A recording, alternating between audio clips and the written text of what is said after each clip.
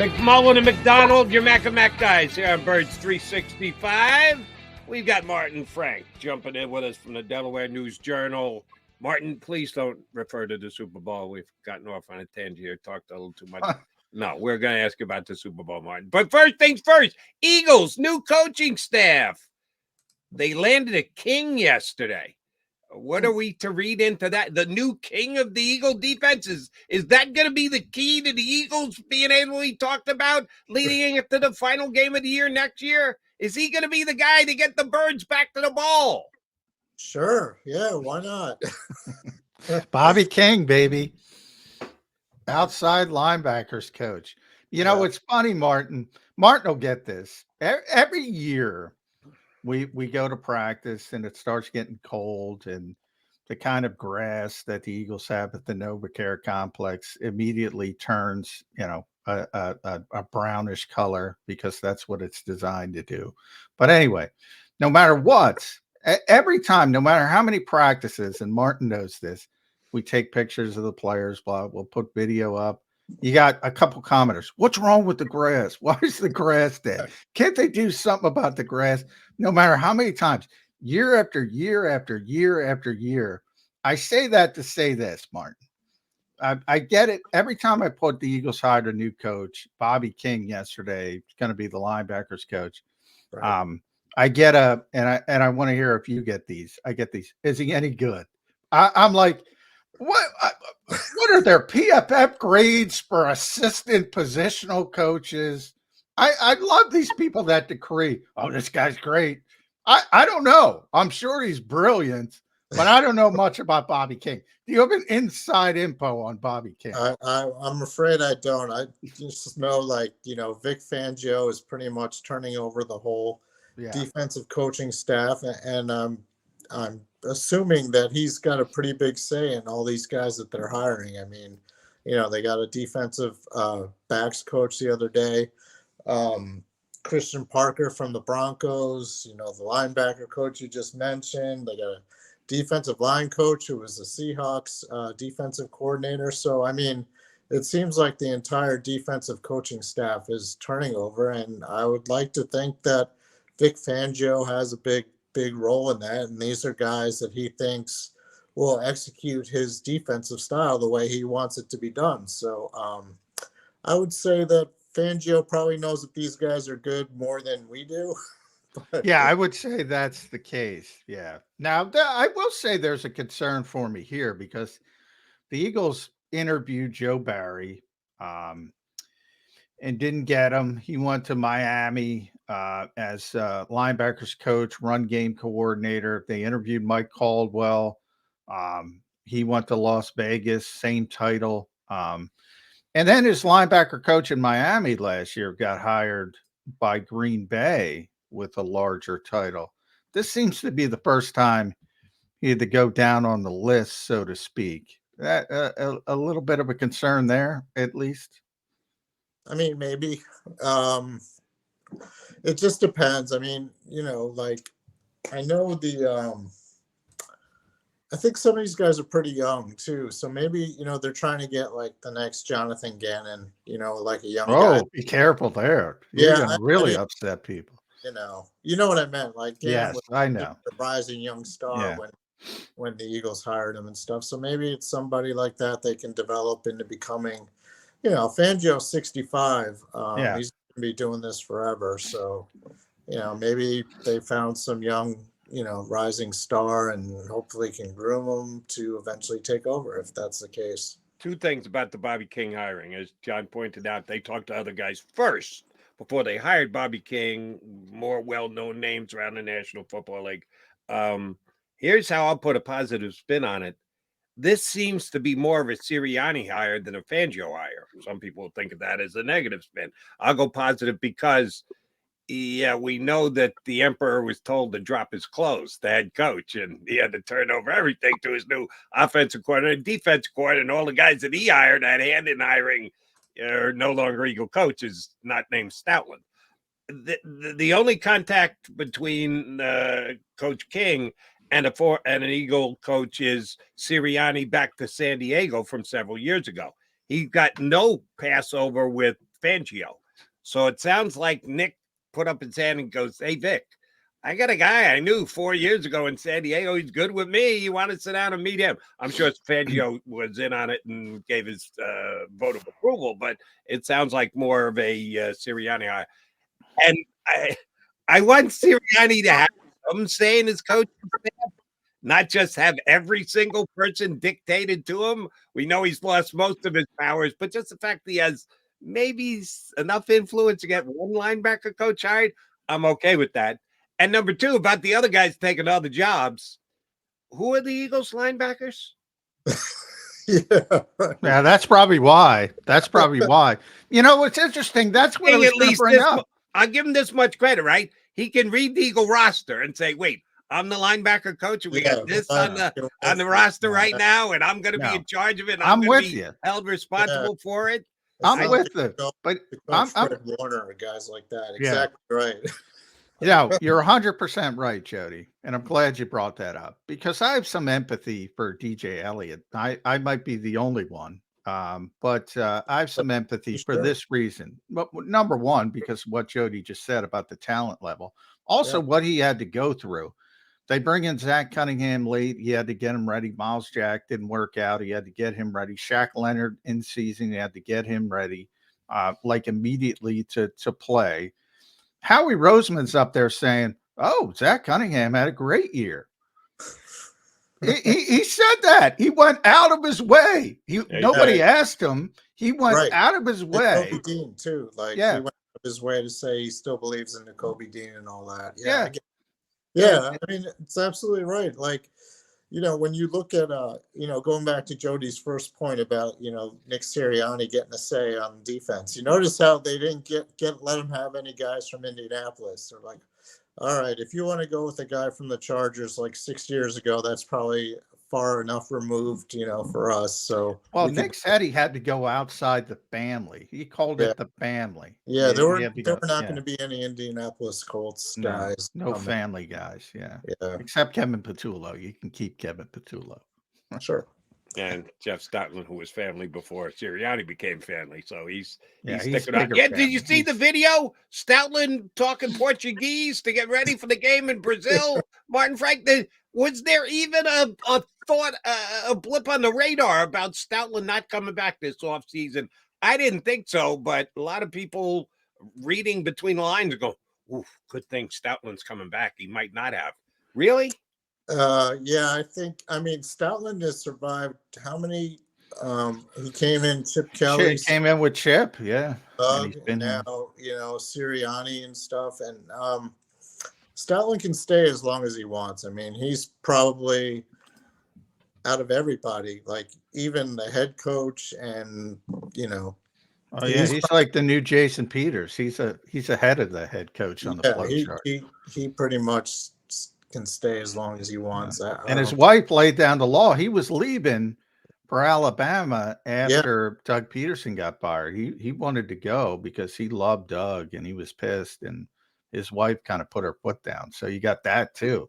His wife's like, "I don't want to move." So Eagles fans are a little bit lucky with Jeff Stoutland, to say the least. Yeah, but he's gonna have a challenge this year. I mean, assuming Kelsey retires, you know, you're putting Cam Jurgens, replacing a 7-time Pro Bowl player with Cam Jurgens, who hasn't started a game at center in his career. You know, and if Jurgens moves over to center, then you got a new right guard, and it could be Tyler Steen. I mean, Tyler Steen, deep end. Yeah. Exactly. So where are you on Kelsey, Martin? He's out there in Vegas playing poker with Bert Kreischer and Tom Segura and comedians. He's doing all that stuff with the podcast and his brother. A lot of people are, you know, taking his hints at the Pro Bowl, saying he's coming back. Where are you with Jason Kelsey? I'm still leaning retirement. Jody's leaning he's coming back. Where are you on that scale? I'm leaning retirement. I mean, I think, you know, pretty much after that playoff game against the Buccaneers, when, like, you know, a bunch of guys were saying in the locker room that, you know, he told them he was retiring, and then all of a sudden he backtracked and everything and said, "Well, I haven't made up my mind officially." I still think that's what he was going to do. I think he went into last season all along thinking that was going to be his last year. You know, he started preparing for his post football playing life, you know, with the podcast and other TV experience, you know, appearances and stuff like that. So I would be surprised if he came back. Let's just leave it at that. I don't think he is. Yeah, Martin's going glass half empty, kind of like John with the 49ers. I think that's one of the big reasons he's coming back. That Tampa game sucked so bad. And oh, by the way, don't tell him I said this. He wasn't good either. He was part of the problem against Tampa. Jason didn't have a very good game. Yeah, he doesn't want to go out on that note. He doesn't want to go out with that sour taste. I think he's coming back in part because it ended as badly as it did. And I don't think Kelsey wants that to be his final note on the field in the National Football League. And being pushed on a sled at the Pro Bowl doesn't count as his last moment on the field as far as I'm concerned. So, yeah, I'm sticking with Kelsey's coming back. Why not? Go ahead. I was going to say that's an interesting point because we all thought he was going to retire after that, you know, final Doug season that ended 4-11 and won. And, you know, I remember I'll never forget the image, like him and Zach Ertz and Carson Wentz. Yeah. Sitting on a bench. Yeah. And it seemed like none of those guys were coming back. And shockingly, I mean, I thought that was like probably the most surprising thing when he said he was going to come back, you know, with a brand new coach, a brand new quarterback, you know, a whole new offense, basically. But I don't know. This is like, it's amazing how long 3 all pros later, here we are still talking about it. Yeah. Years later, it's kind of like, and that last game was against, never mind, it wasn't Tampa Bay, but yeah, I mean, I just thought back then he was going to retire. So, you know, he's been surprising us all. That's why when he goes out, when he finally retires, I'm going to be wrong. We could be doing Birds 365 and 30 at 2037. I'm going to go, Jason's coming back next year. He's not going to go out on that note. So at some point I'll be wrong, but I don't think I'm going to be wrong this year. I don't know that we've had Jan Martin since that Tampa Bay game. I want to ask you about the quarterback. There are probably a list of 28 things that you can point to and said that could have contributed to Jalen Hurts going backwards this year. Give me the top 3 in your order. Eliminate the other 25. We'll acknowledge that there are a whole bunch of things, some of them Jalen's fault, some of them not his fault at all. He paid the price for someone else or some other decision. But give me what you think were the 3 reasons why Jalen Hurts went back, whatever percentage we want to agree on that he went backwards this year. Yeah. I would say number 1 was the injuries. You know, he'll never tell us as much as we'll ask, but I mean, the knee was obviously a factor. He didn't run like he did in like last year, for example. And I think that had a big role. I mean, when you're not a threat to run and stuff, teams can say, all right, we don't have to, like, you know, have a spy on you or, you know, treat you as a +1. We're not going to be, you know, the read option isn't going to kill us and everything like that. So they could focus more on, you know, the receivers. And I think that happened to a large extent, and they couldn't get it back. I also think, you know, he tried to play hero ball a little bit too much. You know, that obviously was Carson Wentz's downfall, you know, 3 or 4 years ago. But I think there was some of that too. He was forcing passes into tight windows and stuff. And you saw that with the interceptions. I mean, he threw 15 this year, which is as many as he'd thrown in the 2 previous years. He just wasn't looking at, and another one, he wasn't looking over the middle of the field like he did in 2022. I mean, you know, how many times did we see like a slant to AJ Brown go for 30 or 40 yards, you know, the year before? And we didn't really see that nearly as much. I mean, you look at the game against, what was it, Seahawks, when he threw that interception at the end. I mean, you know, it was kind of a risky pass in a situation where you didn't need to throw that ball. And then we found out later that they kind of improvised on that play, but still. Yeah. You know, it just, I would say those were the top 3 reasons why he might have regressed this year. Well, I want to talk about the ecosystem around Jalen Hurts, and obviously there's been a lot of criticism of Brian Johnson. The Eagles moved on. Alex Tanney, the Eagles moved on. And I want to focus on Alex because he was the one working with them sort of on a day-to-day basis the most. And if you think about Brian Johnson, if you think about Brian Johnson working, and my dog is chiming in, so I apologize. Chiming in on a, he had a career year when Brian was working with him on a day-to-day basis, Martin. Now, Alex, for those who didn't see, got a new gig in Indianapolis. Makes sense because Shane Steichen is there. He also, and I haven't seen this officially, but somebody, whoever covers him for The Athletic, I forget the name, I apologize, I'll look it up, said he's going to be the passing game coordinator in Indianapolis. So he's getting a promotion, Alex Tanney. We all know how well Nick Sirianni talked about Alex Tanney last year, coming into the year, raved about him, couldn't talk enough about him. He and Shane are thick as thieves.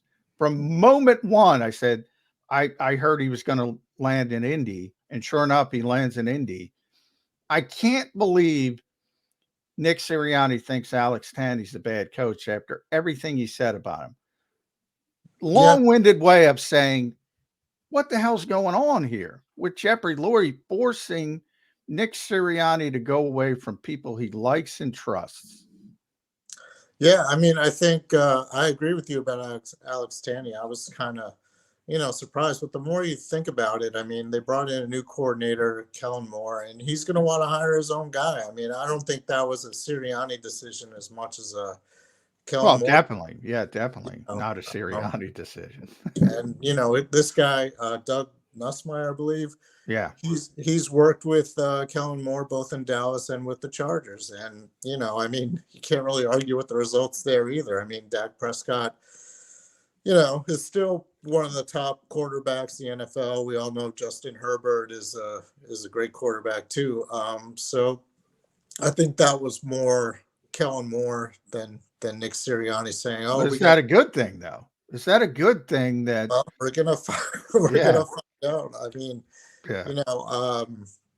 They're changing pretty much everything. Like these are the two guys who work with Jalen Hurts are going to be the two guys who are going to work with Jalen Hurts on a daily basis. And obviously you need to see the results that you didn't see this past season with Brian Johnson and Alex Tanney. So, I mean, if you're going to change everything like they are with Kellen Moore as the offensive coordinator, then you got to let Kellen Moore bring in the guy who he thinks, is going to. Yeah, I agree with that part of it. I get my issue is with the overriding aspect of it, going back and saying, if you're going to keep Nick Sirianni, why are you keeping Nick Sirianni if you're going to go away from everything Nick Sirianni does? Is kind of where I am. Here's my answer to your point, John.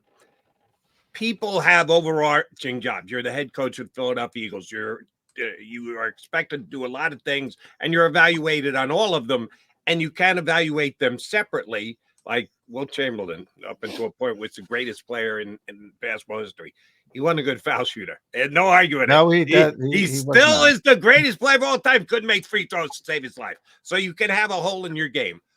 Who is the coach that Sirianni hired specifically? All Sirianni, since he got here to Philadelphia, where he go, he picked him. He knew him. He was really good. Who's that guy?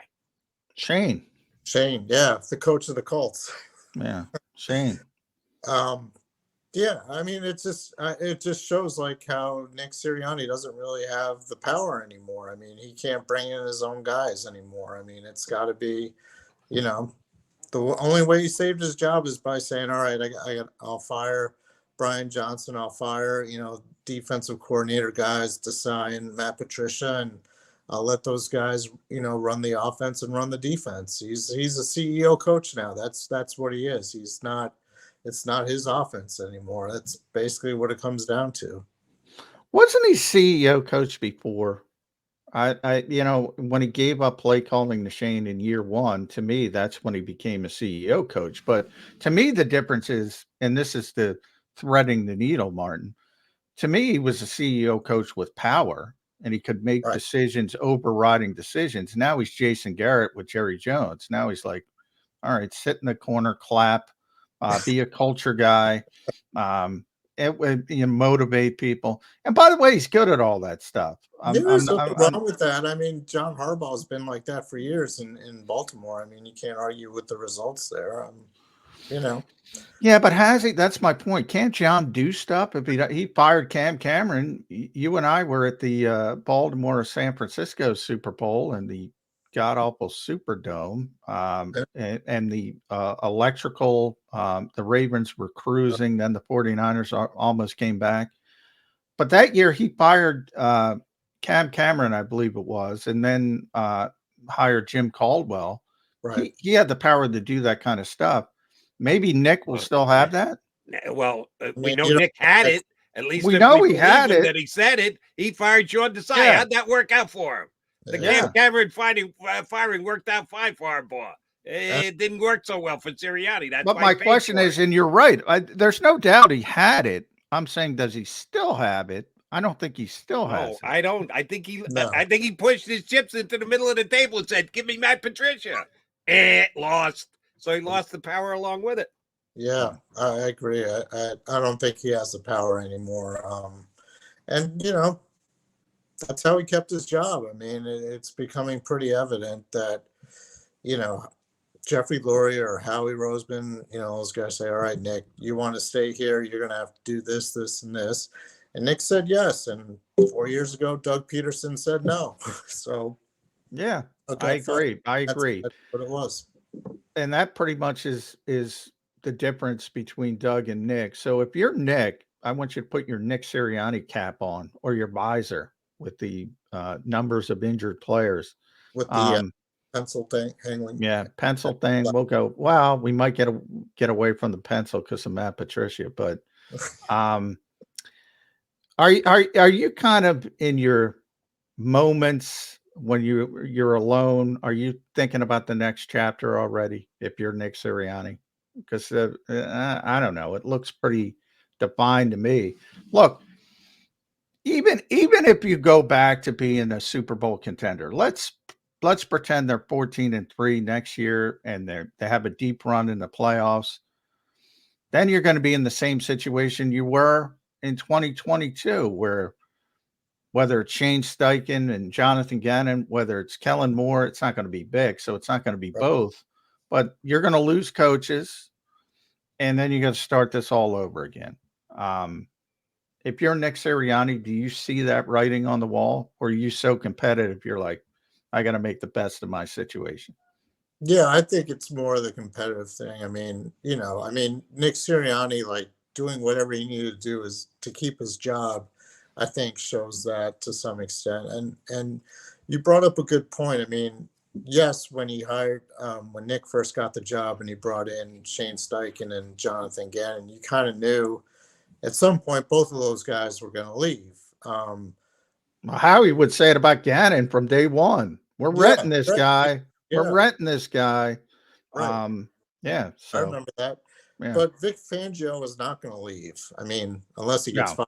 No, he's not. So you're pretty, it's kind of like Andy Reid with Jim Johnson. I mean, if Fangio can do what Jim Johnson did back, 20 years ago, I mean, he's there for life, Stalin's there for life. So here would be my answer to that. Sorry to interrupt, Martin. Yeah. Should the Eagles have hired a young defensive coordinator? Should they have hired an old man offensive coordinator because of the fear of, well, if he does well, we'll lose him? I think that's defeatist thinking. Your job is to get the best coaches you can get and not worry about, oh my God, if he's really good, he's going to leave and become a head coach. If Kellen Moore becomes and goes and gets a head coaching job, there's a reason for it. He was really good here. That's a good thing for the Philadelphia Eagles. Right. And it's still an attractive job to any offensive coordinator. You're going to come in. You're going to have the quarterback already set. You're going to have Devontae Smith, probably going to get an extension this year at some point. So, he's one of the top wide receivers. A.J. Brown still has a couple years left on his contract. I mean, and the owner, Jeffrey Lurie, loves offense more than anything. So, you're going to get top candidates. So if Kellen Moore ends up leaving, then, they're going to find somebody else. I just think the transition from Shane Steichen to Brian Johnson, I think they just kind of said, all right, let's keep everything as familiar as possible because Brian knows Jalen Hurts and everything. And, he's spent the last couple of years as the quarterback's coach and, he can just take over and it's going to be seamless. But I think what they learned from that is, the next time, let's say after 2 years when Kellen Moore leaves to become a head coach, they're going to say, all right, let's find the best possible candidate. And they're going to be a lot of them and they're going to want the job. So I think that would be the difference. Martin, we got scolded for not talking enough Eagles free agency, so I'm going to start that with you. Okay. I was looking at the Eagles free agent list, and I said, boy, besides Kelsey and Fletcher Cox, which is about retirement more than, and then, if Kelsey wants to play, he'll be back. If Fletcher wants to play, I think he'll be back. It might be more of a money problem with Fletcher, but we'll see. Aside from those two guys, and maybe the punter, who was great, Braden Mann, Right. when he got here. And maybe Rick Lovato, I think, is free agent as well. But I don't count the long snapper because Rick will be back. He's tremendous. Right. And he might not be on the 53-man roster when they cut down. Yeah, they did that last year. Yeah, they did it that 2 years ago. Yeah. And that's part of the reason why, because he's a vested veteran and they have a good relationship and they can play those roster games. Mm-hmm. So he'll be back. I would not be upset about losing any free agent. Any. DeAndre Swift would be the best. Yeah. But I mean, would you really be upset and say, oof, we can't overcome that? There's no free agent that you say, well, we got to have this guy back. Except Braden Mann. Yeah, exactly. Yeah. He's Braden Mann was probably as good a pickup. He was great. Yeah. It might be the best pickup of the year. But I would say, yeah, I mean, you can replace DeAndre Swift would be a big loss, but you can replace him in the draft. And I think you're going to lose Quez Watkins, Oh, no. Say it isn't so. There's a big Martin's Quez's guy, man. Quez got very angsty, and rightfully so, because people crapped on Quez consistently. So he got very angry. Martin's one of the few people we would occasionally talk to at the end. Yeah, right, exactly. But I mean, my point is you can replace Quez Watkins in the draft. You can replace nothing. Olamide Zaccheaus. I shouldn't say replace. I should say improve upon. Yeah. Martin Quez is not going to talk to you now. Yeah, no, he didn't talk to me after the season and everything. So it's that ship's already left the port. But don't know how you're going to get over that, Martin. It would just be crushing me to my soul if Quez stopped talking to me. He says with tongue firmly implanted in cheek. It's been haunting me. But my point is, they're going to have to spend. Oh, you got Jody choking. Well done, Martin. Yeah, very good. They're going to have to spend to sign some free agents, and that's going to be it's going to have to be on the defense. I mean, I think if you're looking at the offense, you can kind of replace guys, improve guys in the draft and everything. So you don't really have to spend there. I think they're going to have to shell out a lot of money. For some really good guys on defense, because, even though you're not really losing any free agents, you do have to get a lot better. I mean, you look at their defensive stats, they were 30th in points allowed, 31st in pass defense. Yeah. And they were bad. Yeah. Yeah. You can't replace that with, young guys like Keely Ringo and I like Keely Ringo, though. I got high hopes for Keely Ringo. But he's not. You can't count on it. No, I agree with you. You need to, they'll lose James. They'll probably won't bring back James Bradbury, but you got to bring in somebody. You can pair on the other side with Slay. You got to upgrade at linebacker. I mean, you can count on Nakobe Dean coming back, but can you? I know how he is, but how he is. I mean, it seems like a done deal there. But I mean, you gotta, you can spend and get somebody better than Zach Cunningham. If you're losing, played pretty well according to Howie. Exactly. If you're losing Fletcher Cox on the defensive line, well, you can spend big and get somebody who's younger and probably better at this point in his career. Well, I think on the defensive line, I think it's got to be about getting better in-house, just getting Jalen Carter better, getting Jordan Davis better, getting Milton Williams better. Those are good players, but you just got to get them to reach their ceilings. Yeah, they're also young, though, and I think you Yeah. need a veteran to kind of, show them the way. I mean, a guy like Chris Jones is going to be a free agent. No shot. That's big time. That's not happening. I can't believe, you never know with Kansas City. They let Tyreek Hill walk, but exactly. They're not in the greatest salary cap situation. Yeah. They can't keep everybody. So I'm not saying, that's a lot of money. Chris Jones. All right. Let me, I've already done a really. Somebody like at that kind of level. I mean, if you get somebody like that to pair next to Jalen Carter, Jordan. Well, yeah, that'd be pretty stinking good. I mean, yeah, I would agree with that. Yeah, I've done a really good job of taking off all the streamers today. So why don't I go swing for the fences here? The Eagles aren't in good salary cap space either, because Martin Frank just told me, well, they'll be moving on from Bradbury. That's not good. That's a massive cap hit. And Bradbury stunk. He was terrible at the end of the year. I'm not questioning your evaluation of they need to move on from Bradbury, as big a Bradbury fan as I've been. And I was calling for the Eagles to sign him when he was still with the Giants. He hadn't even officially been released yet, but there was enough smoke up there to go, yeah, the Giants are going to move on from Bradbury. And I loved it when they signed him. I loved it when they re-signed him. He fell apart. He fell off the cliff this offseason. So I agree with you. That's a massive cap hit. They've got a lot of guys already under contract. Where are they going to get the money for Chris Jones? Well, I don't see that for a millisecond. Do they have the ability to pay top of the market for one of the best DTs in the league? You can release Bradbury with that post-June 1st designation, and I think big Martin. It's like you can get a lot of money. You can release Kevin Byard. They're going to get it. Yeah, I was just going to say, like, if you release Kevin Byard, you're saving $13 million right there, and that more than offsets what you would lose by, releasing Bradbury. So, and there are ways. I mean, you restructure Hassan Reddick, Josh Sweat. Those guys, you save probably another 15 between the two of them, probably 15 to 20 million right there off the cap. I mean, I was just looking at the market value for Chris Jones, according to Spotrac, would be $28.4 million a year, 3 years, $85 million. Yeah, he's big ticket item, as they say. You put in, Howie's great at putting in those voidable. Oh, yeah, he could figure it out from that. I can't believe Kansas City would. This year's, it wouldn't be 28 million on this year's cap. I mean, like I already got. Now we got.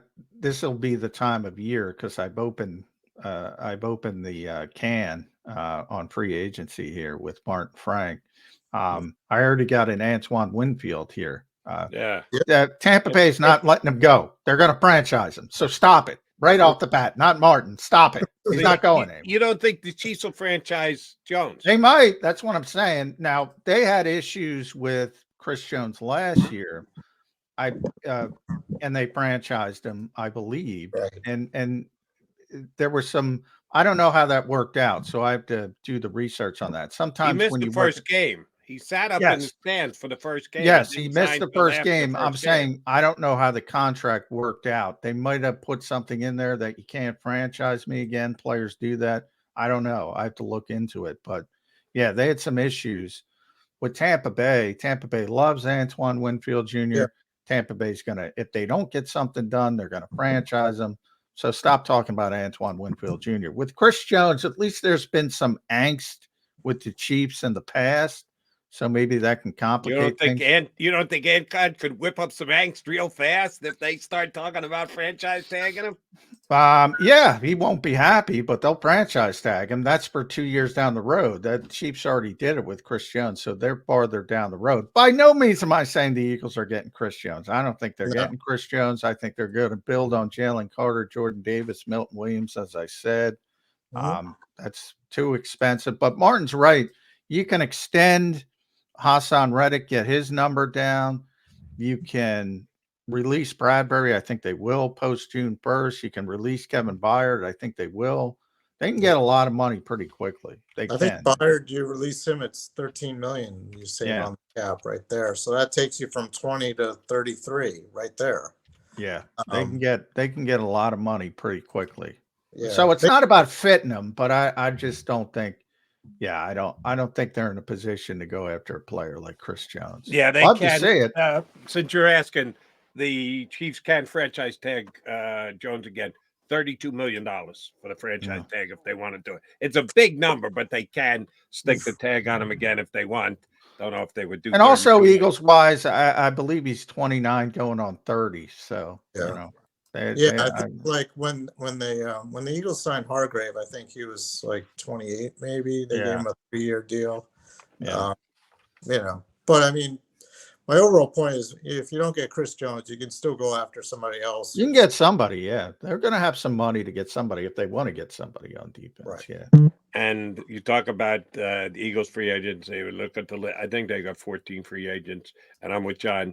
None of my like, oh my God, they got to get it done now before they actually get the free agency. All 14 of those guys have a better chance of being back on the same contract if they just re-signed for the same deal they had than Kevin Byard does for coming back on his contract. That has no chance of happening. So you just go ahead and add Byard's name to the free agent list because they're going to cut him because of the money that Martin just said they would save. There's no chance he plays on a contract he's got left. None. Yeah. I would actually be really interested to see what happens at running back, because not only like is Swift a free agent, but like a lot of the top guys are, like Saquon Barkley. I mean, you know, and the market just isn't there for a running back. So like, would Howie go like maybe 5-6 million a year for, you know, someone like Barkley or something like that? I mean, or would he just? You could probably, you know, get somebody in the draft. I think he wants Isaiah Pacheco more than Saquon Barkley. I think he wants a 7th round pick. Lou Nichols. I wrote about Lou Nichols for some reason. 7th round pick of Green Bay, I believe. Now, Green Bay is loaded at running back. They had Aaron Jones. They had A.J. Dillon, and they had another good back. They were loaded at running back, so they cut him. The Eagles picked him up, put him on the practice squad. He led the nation in rushing. Lou Nichols, just keep a little dog ear on Lou Nichols. And that's the kind of player they want at running back. If he can play, and I have no idea, but if he can do some things, he can be relevant. I don't think they want to pay Saquon Barkley. I don't think they want to go that route. No, I could be wrong. I'd just be interested to see like how much those guys get like in free agency. Yeah, well, it's always that market, and DeAndre talked about that. And by the way, I think Miles Sanders hurt DeAndre Swift. Oh yeah, because he played so poorly, and he got the longest term deal. Yeah, exactly. Nobody's getting that. Yeah. Yeah, I think it's going to get even worse. At MFrank NFL, make sure you follow Martin on X. Read him at DelawareOnline.com. He's got some good stuff up there about Howie Roseman. Should he finally prioritize linebacker? He might, but probably not.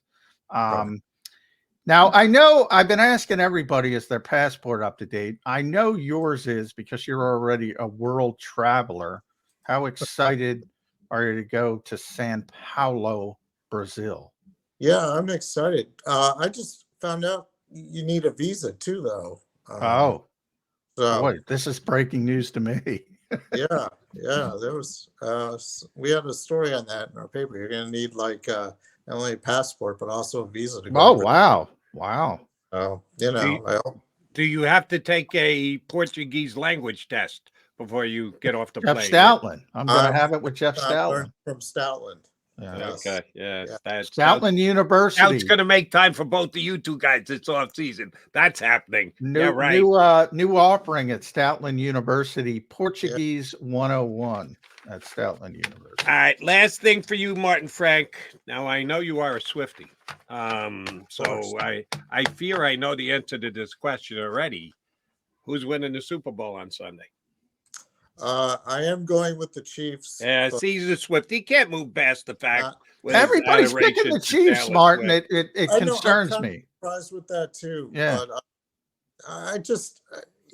I just can't go against Pat Mahomes. Like I he know. I'm finds with a you. way. And that defense is just dominating right now. I know the 40. I'll remind you two guys. The last time I heard such conversation was in 2017 when people said, how do you pick against Tom Brady? All he does is win Super Bowl. The Eagles, come on, with Nick Foles, you're going to take Nick Foles over Tom Brady? Are you crazy? You're going to take Brock Purdy over Patrick Mahomes? Are you crazy? How'd Nick Foles do? Nick Foles did pretty well. Did pretty well. Just remember, just planting the seed for by you the guys. way, because it was the whatever anniversary, what was it? 6th anniversary of the Super Bowl, Super Bowl 52, Nick Foles, the Philly special. I saw a lot of, how many Eagles numbers should they retire from the Super Bowl team? And there were more Nick Foles than anybody else. I'm like, are you people insane? You don't retire a freaking number for a guy who had a good run. It was a great, no, it wasn't a good run. It was a great run. Stop with the retirement. We're pissing people off, Jody. I decided to piss more people off. Stop it. Dude, the guy's got a statue.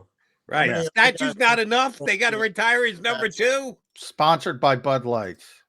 But yes, they do have a statue. Did they still have that? Because Doug's in that statue too. So they might have thrown it into the closet, the broom closet. I think they put a tarp over Doug. Lincoln Financial Field, yeah. Invisalign, don't know. Martin Frank, thank you very much for jumping in. We'll get you back up in a couple of weeks. Get that visa updated while you're at it. Yeah. All right. Thanks for the info, Martin. I did not know that. Yeah, thanks for having me. Yep. Get a visa. You're gonna need it. Sao Paulo will be here before you know it. That's Martin Frank from the Delaware News Journal here with us on Birds 365. All right, Mac coming back. We still got plenty to do, including talking to Eric Edholm from NFL.com. Both a draft guy. Yes, we're going to talk about the draft.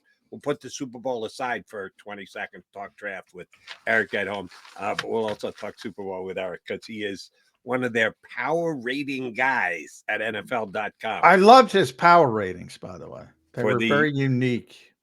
For the Super Bowl, he's got the 32 most powerful people. I got an issue with his power ratings, as a matter of fact. I like the thought process. I do too, but there is a question or two about the order of certain individuals. I think he's got a little bit low. But we get to that when Eric Edholm joins us less than 15 minutes from now. Birds fans, here's your chance to save upwards of 40% on your car insurance right now from one of JAKIB Sports' great partners. Here's what you need to do. Call one of the 2 managing partners. That would be either Jim or Fran, and tell them you're a friend of JAKIB Sports and Birds 365.